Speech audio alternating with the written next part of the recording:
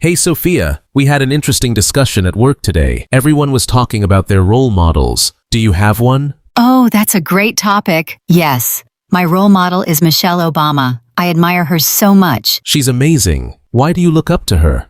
Because she's strong, intelligent, and always speaks with kindness and confidence. She also works hard to support education and women's rights. That's really inspiring. I like that she uses her voice to help others. Exactly. What about you? Who's your role model? Mine is my grandfather, actually. He taught me so much about life, work, and being honest. That's wonderful. What kind of person was he? He was very wise and patient. He worked as a teacher for over 40 years. Everyone respected him. That's amazing. I think role models don't have to be famous. Sometimes they're in our own family. I agree. My grandfather always said, work hard, stay humble, and help others. That's great advice.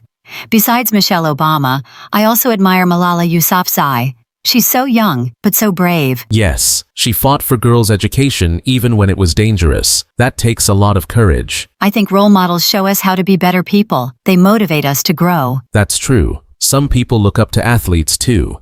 Do you have any sports role models? I really respect Serena Williams.